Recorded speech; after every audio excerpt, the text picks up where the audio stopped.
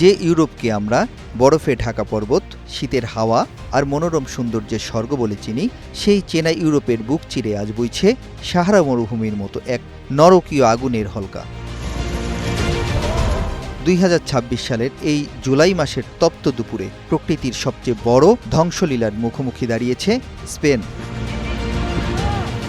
বরফ বা শীতল বৃষ্টি নয়, দেশটির আকাশ থেকে এখন যেন ঝরছে ফুটন্ত আগুন।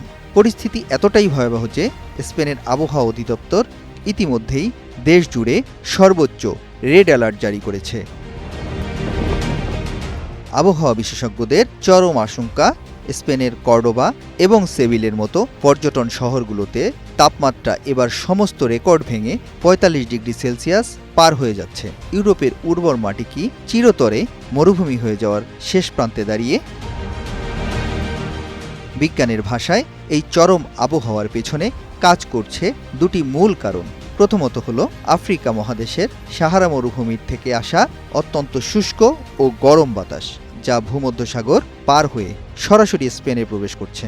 আর দ্বিতীয়টি হলো হিট ডোম বা তাপের গম্বুজ।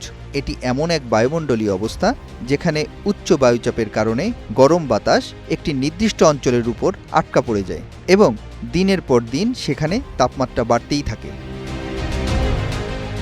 বিশ্ব আবহাওয়া সংস্থা WMOর দেওয়া তথ্য মতে জলবায়ু পরিবর্তনের কারণে গত কয়েক দশকে ইউরোপে গ্রীষ্মকালীন তাপপ্রবাহের তীব্রতা এবং স্থায়িত্ব প্রায় ৩ গুণ বেড়ে গেছে।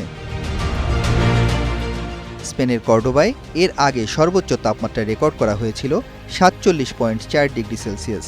বিজ্ঞানীরা সতর্ক করেছেন, যেভাবে বৈশ্বিক তাপমাত্রা বাড়ছে তাতে এই রেকর্ড ভাঙা এখন কেবল সময়েরই ব্যাপার। এই ৪৫ ডিগ্রির বেশি তাপমাত্রার প্রভাব কেবল মানুষের ঘেমে যাওয়ার মধ্যেই সীমাবদ্ধ নেই, এটি স্পেনের অর্থনীতি এবং প্রকৃতির উপর এক মারাত্মক সুনামি নিয়ে এসেছে। প্রথমত, স্পেন হলো বিশ্বের সবচেয়ে বড় জলপাই বা অলিভ অয়েল উৎপাদনকারী দেশ, কিন্তু এই তীব্র খরা আর দাবদাহের কারণে দেশটির অলিভ চাষাবাদের মারাত্মক ক্ষতিগ্রস্ত হচ্ছে। দ্বিতীয়ত, চরম শুষ্ক আবহাওয়ার কারণে স্পেনের আন্দালুসিয়া এবং ক্যাটালোনিয়ার বনাঞ্চলগুলোতে ওয়াইল্ড ফায়ার বা দাবানল ছড়িয়ে পড়ার ঝুঁকি তৈরি হয়েছে। এর আগের বছরগুলোতেও এই দাবানলে পুড়ে ছাই হয়ে গেছে হাজার হাজার হেক্টর বনভূমি, গৃহহীন হয়েছে হাজার হাজার মানুষ এবং প্রাণ হারিয়েছে বহু বন্যপ্রাণী। স্পেনের সরকার ইতিমধ্যে দুপুরের তীব্র রোদে নির্মাণ শ্রমিক এবং কৃষকদের বাইরে কাজ করার উপর কঠোর নিষেধাজ্ঞা জারি করেছে। স্পেনের এই ৪৫ ডিগ্রি তাপমাত্রা আসলে কোনো বিচ্ছিন্ন ঘটনা নয়, এটি পুরো পৃথিবীর জন্য এক শেষ সতর্কবার্তা। পরিবেশ বিজ্ঞানীরা বলছেন, কার্বন নিঃসরণ যদি এখনই নিয়ন্ত্রণ করা না যায় তবে ২০৩০ সালের মধ্যে দক্ষিণ ইউরোপের এই উর্বর দেশগুলো একসময় স্থায়ী মরুভূমিতে পরিণত হতে পারে। আজ স্পেন যে তীব্র আগুনের মুখোমুখি হয়েছে, তা আজ হোক কিংবা কাল বাংলাদেশ বা এশিয়ার দেশগুলোর বুকেও আছড়ে পড়বে আরও ভয়াবহ রূপ নিয়ে। প্রকৃতির এই রুদ্ররূপ দেখেও কি আমরা আমাদের ভুলগুলো শুধরে নেব, নাকি এক কর্পোরেট লোভের আগুনে পুড়তে দেব আমাদের এই সুন্দর পৃথিবীকে?